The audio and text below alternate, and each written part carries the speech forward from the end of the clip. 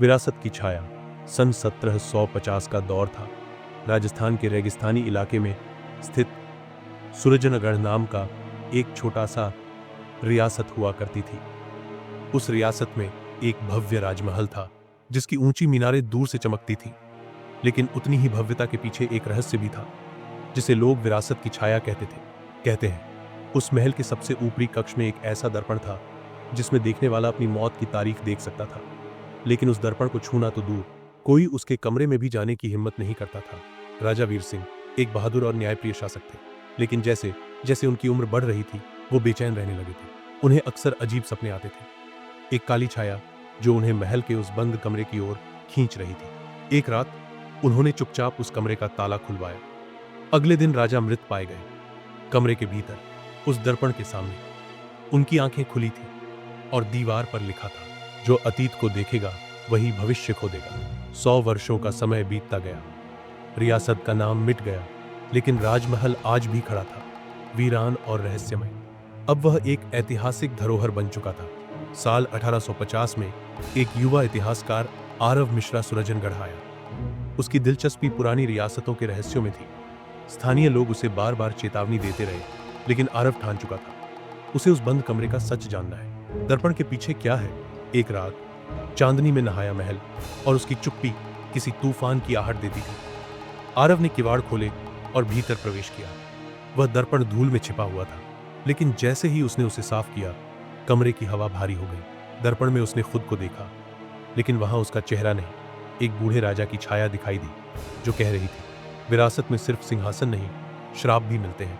आरव उसी रात गायब हो गया। अगली सुबह उसका बैग, कैमरा और डायरी कमरे में पड़ी थी, लेकिन वो नहीं था। आखिरी पन्ने पर लिखा था, मैंने समय को देखा है और अब समय मुझे देख रहा है। आज भी सूरजनगढ़ के महल में कोई अकेले जाने की हिम्मत नहीं करता। कहते हैं, जो एक बार उस दर्पण को देख ले वह इतिहास का हिस्सा बन जाता है, भूतकाल का नहीं बल्कि भविष्य के अतीत का। आरव की कहानी आगे बढ़ती है और हम जान पाते हैं कि दर्पण में जो दिखता है वह वास्तव में क्या है। सूरजनगढ़ महल में मिली आरव की डायरी अब स्थानीय संग्रहालय में रखी थी, लेकिन कोई उसे पूरा नहीं पढ़ पाया था, क्योंकि उसके पन्ने पलटने लगते थे खुद ब खुद, मानो वो तय करते हों कि कौन क्या पढ़े। एक दिन इतिहास की शोधकर्ता अनन्या सिंह ने तय किया कि वह आरव की कहानी का सच जानेगी। उसे आरव के आखिरी शब्दों ने बेचैन कर दिया था, मैंने समय को देखा है और अब समय मुझे देख रहा है। अनन्या ने महल में कदम रखा। उसी समय, उसी रात जब आरव गायब हुआ था। जब अनन्या दर्पण वाले कक्ष में पहुंची, उसे ठंडी हवा का एक होंका महसूस हुआ। दर्पण पर एक दरार आ चुकी थी, लेकिन वह दरार एक दरवाजे जैसी लग रही थी। अचानक दर्पण चमक उठा। अनन्या की परछाई उसमें खिंचती चली गई और वो जा पहुंची एक अलग ही दुनिया में। वहां सब कुछ वैसा ही था जैसे सूरजनगढ़, लेकिन समय उल्टा चल रहा था। लोग पीछे की ओर चलते थे, पेड़ उल्टा बढ़ते थे और घड़ियां उल्टा चलती थी। वहां एक महल में उसे एक कैदी मिला जिसकी आंखों में वही बेचैनी थी जो उसने आरव की तस्वीरों में देखी थी। तुमने गलती की है, आरव ने धीमे स्वर में कहा। यह दर्पण समय की सीमा नहीं, उसकी कारा है। मैं यहां फंस गया हूं और अब तुम भी। अनन्या घबरा गई, लेकिन वह हिम्मत नहीं हारना चाहती थी। उसने दर्पण की शक्ति को समझने की ठानी। उसे पता चला कि इस जगह में समय एक जीवित शक्ति है। वह हर सवाल का उत्तर देता है, लेकिन कीमत लेता है तुम्हारी यादें। हर रहस्य जानने के लिए तुम्हें अपनी एक याद छोड़नी पड़ती है। अनन्या ने आरव को बचाने का निर्णय लिया, लेकिन इसके लिए उसे अपनी सबसे कीमती याद त्यागनी थी, अपनी मां की मुस्कान। उसने वह याद समर्पित की और दर्पण फिर खुला। अनन्या और आरव लौट आए, लेकिन अब अनन्या को अपनी मां का चेहरा याद नहीं था और आरव अब बोल नहीं पाता था। दोनों को लगा सब खत्म हो गया, लेकिन सूरजनगढ़ के दर्पण में अब एक तीसरा चेहरा दिखने लगा था, एक नई परछाई जो हर रात अनन्या को बुलाती थी। क्या यह दर्पण सच में श्राप था या कोई द्वार? क्या समय को छूना सच में वर्जित है या यही हमारी असली विरासत है? अनन्या अब वापस आ चुकी थी, लेकिन उसका मन खाली था। मां की यादें अब बस धुंधले एहसास बन चुकी थी।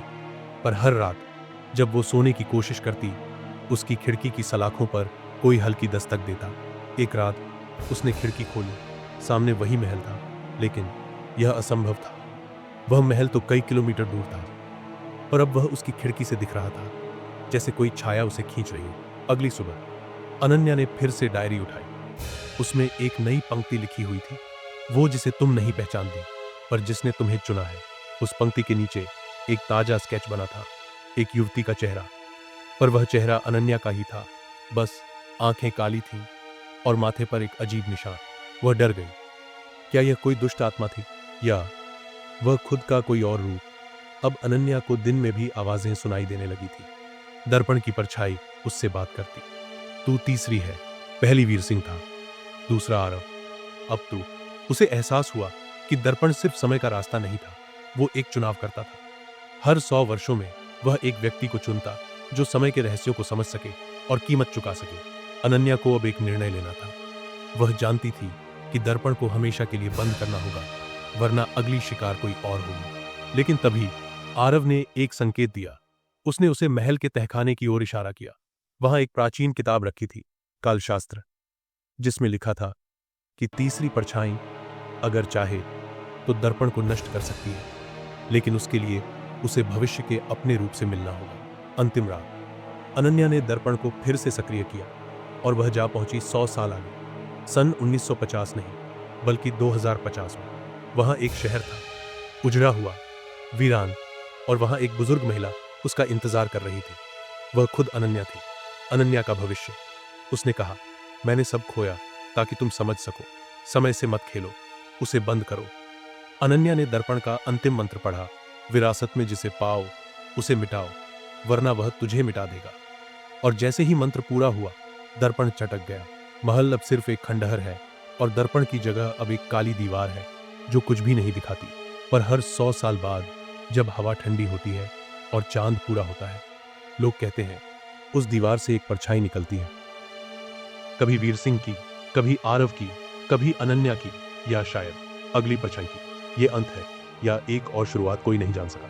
दोस्तों, अगर आपको कहानी पसंद आई हो तो लाइक करें, शेयर करें और सब्सक्राइब करना न भूलें।